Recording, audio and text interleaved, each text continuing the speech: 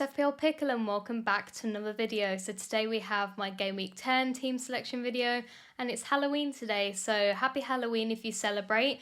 I'm unfortunately not dressed up, but I guess I've got another vegetable on my top. Is a pickle technically a vegetable? I actually think it's a fruit, so anyway, never mind. So very quickly before we talk about my Game Week 10 team, I'd just like to quickly show you how I did in Game Week 9. I did talk about this briefly on my Pickles preview video, so if you have watched that then feel free to skip this bit, but if you haven't then feel free to also check it down below later on. But yeah, in Game Week 9, it was a pretty good game week. I ended up on 52 points, which gave me a green arrow. Not the biggest green arrow that I thought it was going to be at the start of the game week, but it was a green arrow nevertheless, from 1.8 million to 1.6 million. Obviously, the star of the show this game week was Rodon. You may have seen in my previous team selection that I actually was going to start Sarr ahead of him, but last minute changed my mind and just thought that if Gabriel was out, then I'd get Sarr off the bench against a weaker Arsenal defence anyway. But Gabriel did start and Rodon ended up getting a goal, which I did not expect. They did lose the clean sheet, but Rodon getting a 13-pointer, it did kind of save me this game week. Of course, the Arsenal defence, Gabriel was there and they were incredible as always. Another clean sheet and Gabriel just being amazing. He could have absolutely hauled in that game week. It was insane. Senesi getting a 5-pointer. I mean, he hasn't been crazily great since I got him, but a 5-pointer nevertheless, I'll take it. Other than that though, to be honest, the game week was a little bit poor. The attack was just, yeah, everyone blanked essentially, even Haaland. So in that sense, it wasn't great. I think if you didn't have Rodon or Van de Ven this game week, then it probably wasn't the high scoring game week for you. I'm happy with how it went, considering. So I'm feeling fairly hopeful for game week 10. I'm not sure what I'm exactly going to do yet, but I'll show you what the team's looking like now and we can discuss what I may do with that team. So guys, for game week 10, I currently have 2 free transfers and I've got 0 money in the bank. But yeah, in terms of the defence, I am pretty happy with it at the moment. I think other than the likes of maybe a Munoz, there's no one else that I particularly want for this game week. So yeah, I'm really happy about it. So in goal, I've got Pope against West Ham away. We've seen how poor West Ham have been. And it's a shame that Newcastle haven't kept any clean sheets so far. And perhaps we maybe should have expected that with Livramento being out and weakening them slightly, but I feel that this is a fixture that they could get a clean sheet, so I feel fairly confident. And this week, I thankfully don't have a benching dilemma with Pope and Dubravka. Dubravka's got Arsenal at home, so not going to start him. Speaking of Arsenal, we got double Arsenal defence against Burnley away. Couldn't be happier with that. I don't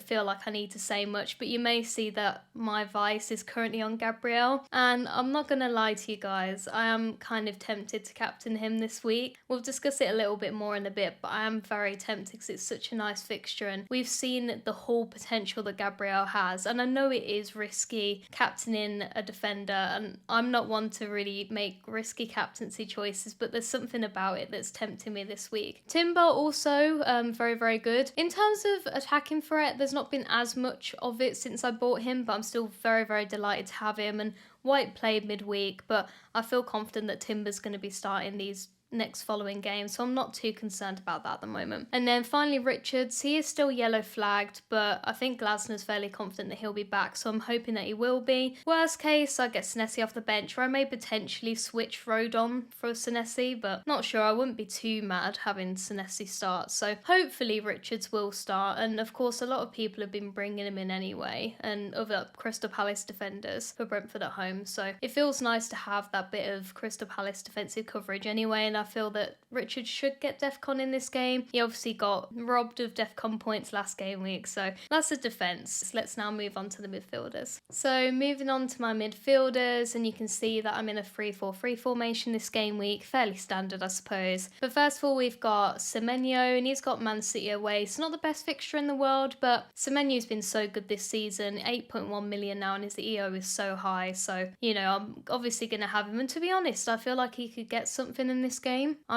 Despite the fixture, I'm pretty happy with it. Then we've got Saka, and again for Burnley away, I am very pleased to have him for that, and he's still quite lowly owned, isn't he? In terms of captaincy, because he wasn't quite 100% last week and we don't have much of an update on that, that's slightly putting me off captaining him, but he is also a very good captaincy shout, and it might be that I do have my captain armband on him before the deadline, but we'll see. I'm not too sure at the moment. Then we've got Sarr, who played absolutely amazingly midweek. a brace. This is something I'd like to see in my FPL team, please. The thing is, more people have bought him, but still, he's still quite lowly owned. A lot of people have Mateta as well, which I'm not sure I will have before the deadline, so I'm hoping that Sarr can do really well in this game. We see what he can do, but obviously Mateta being out there with the, you know, the high XG and the penalties as well, it does worry me a little bit. But like I said, I'm very happy to have Sarr, and you know, I've caught the price rises on him, which is nice. And then finally, in my starting 11, we've got Enzo. Of course, since I've got him on my wild card, he didn't start and then only got 2 points, so it's not been fantastic. But in terms of Chelsea's attacking threat,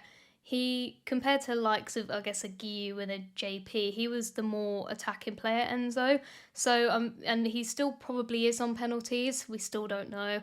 So I'm very, very happy to have him for Tottenham away. I know, you know, the likes of Van de Ven absolutely hauled last game week, but Tottenham defence isn't great. So I feel that Chelsea could do okay this game week, but of course they've got Wolves and Burnley after that, so I'm not going to sell Enzo before that. In terms of the bench, you can see that I've got Xhaka on the bench against Everton at home.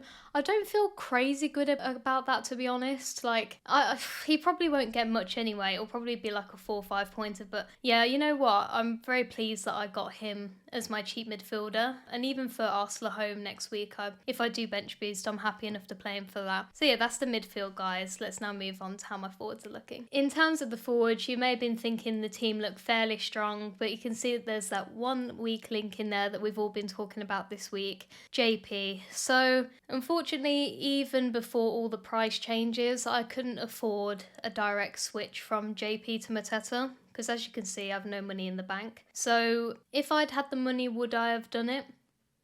I probably would have done, guys, I'm not going to lie. But with all the price changes that have happened now, and you can see that I've taken the hit with JP, I didn't move him out even before the price dropped, so yeah, I just think because it wasn't such a direct route to Mateta, it's made me less sure as to whether I really want to make the move. I do want Mateta, like, of course I do, but it just wasn't easy for me. I had an option really, really early on in the game week to sell Xhaka for Longstaff so that I could upgrade JP to Mateta, but there was the risk of injury midweek, and it didn't happen, but I didn't really want to take the risk, and of course, Mateta's gone up since, JP's gone down since, so the gap's even bigger now, it's 0.3 million, so it's not ideal. It really isn't. And we'll discuss it a little bit more. The only realistic way that I can think to get Mateta now is to downgrade Senesi. So it's not ideal, guys. I'll discuss the potential moves that I'm thinking of in the next slide, but it might be that I end up keeping him. It might be that I end up keeping JP. Despite him giving absolutely nothing to my team. Absolutely nothing. And I even said this last season, he's like the biggest troll ever. But there's Wolves and Burnley, and I'm just thinking, he's sub 50% ownership now as well. So I'm like, maybe I keep him. I don't know. Anyway, we'll talk a bit more about that in a bit. But the other two players I'm very happy to own. Haaland, of course, he's nearly 70% EO now. That's insane. Not EO, but you know what I mean. But yeah, up to 14.8 million now as well. Absolutely insane. As you can see, the armband is currently on Haaland. In terms of safety, that feels the best, do you know what I mean? And even with Saka as well, if he does get a return or two, I'm still going to be happy because his EO's not going to be that high really. So yeah, at the moment my armband is on Haaland, but I feel like if it is going to change to anybody, I think it will be Gabriel. So convince me or convince me not to in the comments about Gabriel. I'd love to hear your thoughts on it. Something about it is tempting me, and you know, I say go with your gut, so I might go with it. And even with JP, I might go with it, but we'll see. And of course, Voltemada, great, scored again midweek. Like I said before, he seems like all those players that even if he doesn't play all that well in the game, he'll get a return. And for West Ham away, I'm fairly confident that he's going to score. So on the whole, with the team, I'm actually very happy with it and feel very confident going into the game week. The main issue is JP. Do I do anything with him or not? And potentially, do I bench boost? Not sure. I don't think I will. But the option is there. Let me know what you think about that as well. Let's quickly discuss the potential moves that I could make ahead of the deadline. Before we move on to my transfer plans for Game Week 10, I'd just like to quickly thank Club for sponsoring my video today. So it's been a while since I've shown you guys my team, but for those of you who do not know, Club is a football fantasy mobile game which involves you taking on the responsibility as a manager and building up your club from the ground up. I've been playing this game for just under a year now, and I can honestly say it's one of the best games out there, I'm not going to lie. And I'm also part of the game now, which is really, really cool. So just showing you guys my team then. I'm currently well within my salary cap, and your salary cap you can upgrade as time goes on. But yeah, at the moment I'm very, very pleased with how the team is looking, especially the front line with NDI and Burmo and Voltamada. Very, very pleased with that. One of my favourite things to do in the game is to meet with my agent Manny, and he's the agent that you can meet multiple times a day, and he'll offer you players and you can see whether you want to take them up or not in your team. So what I'll do today is meet with Manny and we can see if he can get me an upgrade before the deadline. So here we go, time to meet with Manny and we'll see what he gets me today. Base, core midfielder, okay, you never know. Wolves, 78. Manetzi, you know what? For Fulham away. You know what? I'm going to sign him. I'm not sure whether I'll start him, but I'm going to sign him since I have the money. I will take it. I'll see whether I start him or not. I'm not sure about that just yet, but at the very least, he can be on the bench for me. Pretty happy with that. So guys, if you're interested in downloading Club, then please use the link down below in the description. I'd really appreciate that. And Club are even offering a little Halloween trick-or-treat treat where they're giving away 300 gems, which is quite a lot of gems by the way, and they're crucial in terms of upgrading your team. That ends in 3 days, so if you'd like to use that to get a nice team out before the deadline, then please use the link down below.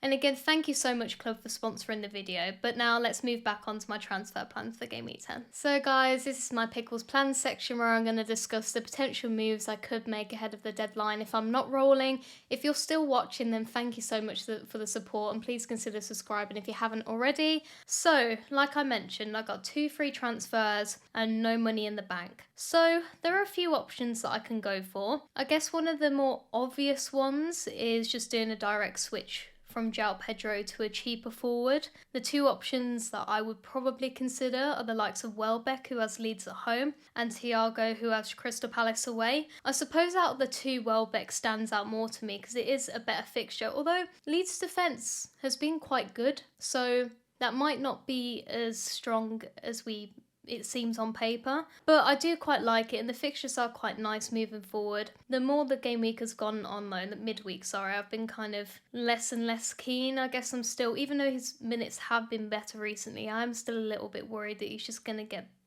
the odd benching out of nowhere. So I'm unsure about that, but he is on penalties and minutes have been good recently. In terms of Thiago, I think realistically, especially in terms of data, he's been a lot stronger, and I'll admit I was wrong about him. I was not convinced that he was going to be that great of an asset, but for 6.2 million, I feel like this guy does provide great value. Crystal Palace away, though, is not an ideal fixture, especially when I have Richard starting. So, and especially with my game week 11 bench boost plans, it doesn't feel quite as great. I know I shouldn't make all my decisions based on the bench boost, but as you can see, I kind of have been thinking about it a lot based on what I'm showing you here. There's that option, and it leaves me with a fair bit of money in the bank, which would be good. It allows me to, upgrade my midfield when I want to, with the likes of Burmo maybe, potentially, or if anyone gets injured, I can make switches a lot easier. So that is an option that I can go for. The second one, admittedly, I feel makes the least sense, and like I mentioned, is kind of me making decisions based on a bench boost, which is probably not a good idea. So I'm less inclined to do it, but I'm still a little bit tempted. So it would involve selling JP and Senesi to Welbeck and Keane. And you're probably wondering what's the major difference compared to the third one, but we'll discuss that. I think it's mainly just because the fixtures are a lot nicer, and that would make me a lot more convinced to bench boost it. I know I'd still have Dubravka against Arsenal at home, but he could get save points in that game. And the likes of the Keane would be fairly strong against Sunderland away. Van Hecke I think could also be a nice option. I know that Brighton defence hasn't been the strongest, but for Leeds at home it wouldn't be the worst fixture, and he does seem to get DEFCON quite a lot. So that's an option. I could get those players and then feel fairly happy bench boosting, but it doesn't feel the most sensible. The third one though leaves me with much less money in the bank, but I am kind of tempted by it. So selling the same players, JP and Senesi, to Mateta and Trufa, and I know that with the one above I could also just bench boost as well. I feel that the more I look at this it makes less and less sense, but I guess my thought process is with the third one is that I'm getting Mateta, which is fantastic. I would love that. And I'd also be happy, he'd be in the starting 11 anyway, but I'd be happy bench boosting that. But it's more the Senesi to Trufer thing that makes me less keen, because I guess Man City away is not the best fixture anyway. But by getting Trufer, I suppose I've still got that Bournemouth defensive coverage, which is ideal because Senesi is quite highly owned. And I do feel, to be fair, that Trufer owners have been unlucky. I do feel they have been unlucky. I feel like he's a really good punt to go for. So the reason I query bench boost is because it's basically the same lineup, if not a bit weaker, because I've got Trufer rather than Senesi. So I probably wouldn't bench boost that, and I'd still bench boost the game week afterwards. But the option is there to get Mateta nevertheless. And I must say I am tempted by it, but despite Senesi not being as great recently, especially with the bookings and things, the thought of losing him before the run from game week 12 onwards doesn't feel amazing. I suppose I could get him back, but that doesn't feel like an efficient use of my transfers, and realistically with the fixture swings from game week 13 onwards, I feel like I'd quite like to save up my free transfers. So I know I've said all this, but part of me is also wondering, do I just roll instead? It's kind of like if in doubt, roll, right?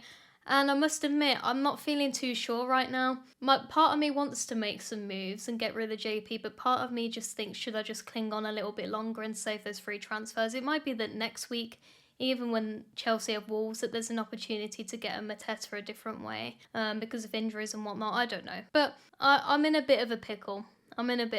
Guys.